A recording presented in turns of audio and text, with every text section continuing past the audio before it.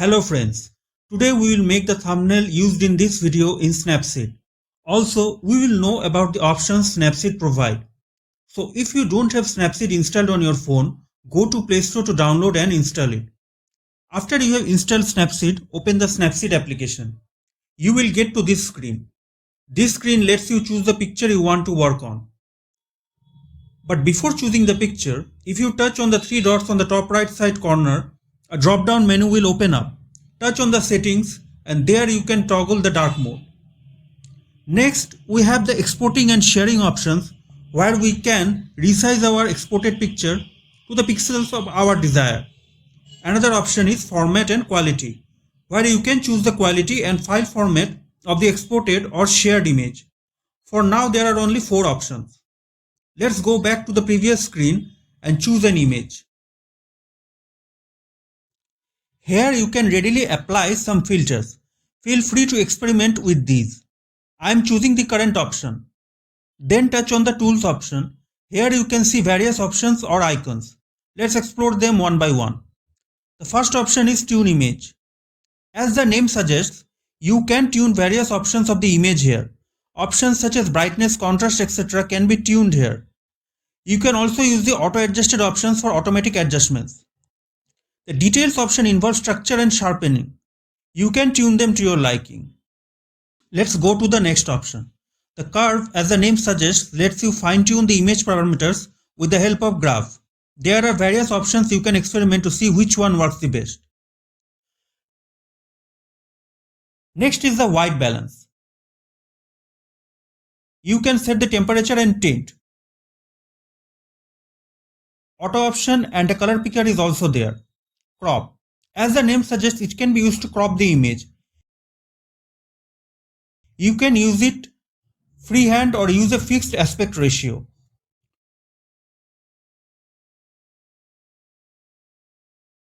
Rotate option is used to rotate and do a flip to.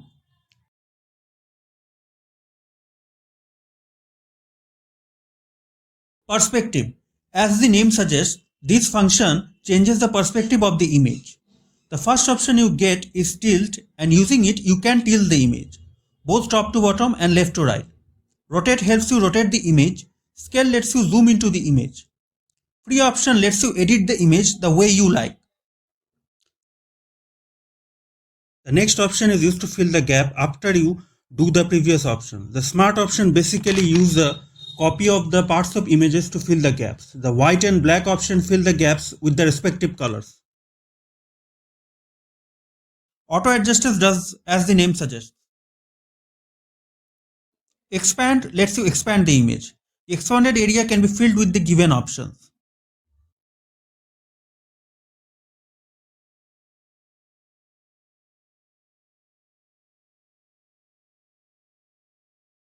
The next option is selective, which allows you to change parameters such as brightness, contrast, etc. of different parts of the same image. Brush allows you to manually change certain parameters like dodge and burn, exposure, etc. It uses a brush-like feature to achieve this. You can change the intensity and also use the eye icon to locate where you have used this feature.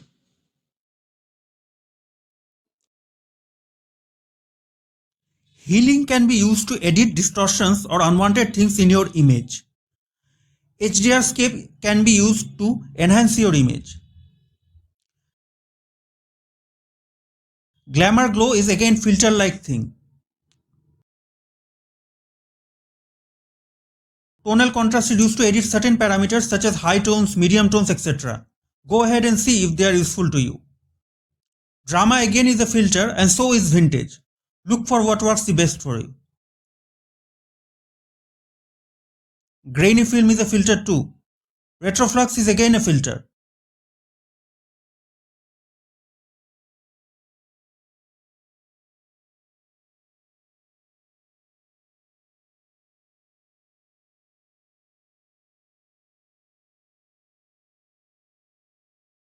Grunge is a filter, but here you can manually change certain things such as style, brightness, contrast, etc.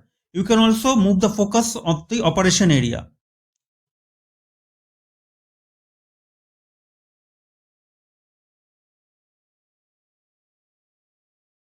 Black and white again is just a filter. Various options are there for you to edit, and also different types of styles are present.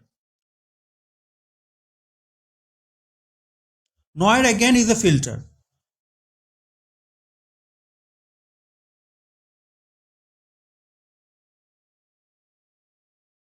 Portrait is used to get focus on the face of an image with a person in it. You can edit parameters, and there are different styles to choose from.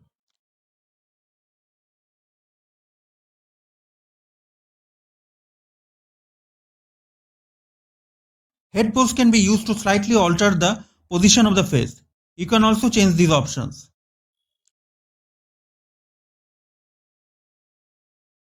Lens blur is nothing but an option to mimic the effect of blur. You can change the shape, parameters and style.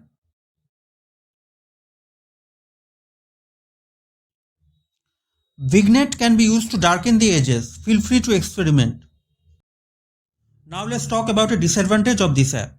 That disadvantage is layering, or in other words, we are not able to use picture on top of picture. Only way is to use the double exposure, which I'll be using now, but it's not at all a substitute for layering. I'm using some tweaking to make it work.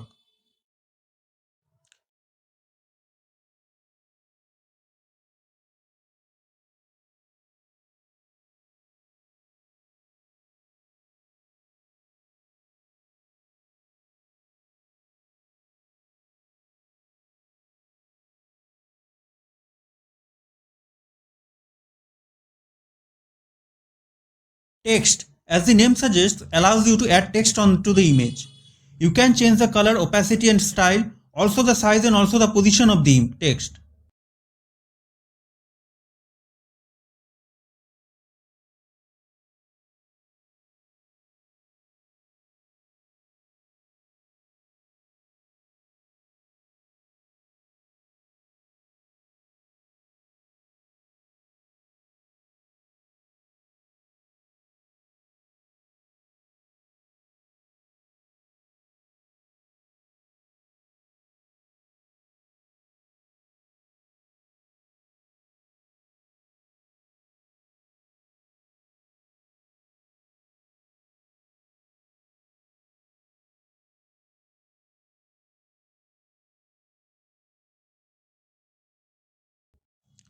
Lastly, frames. You can add frames in your image. There are various options to choose from. You can edit the width too, but sadly not the color.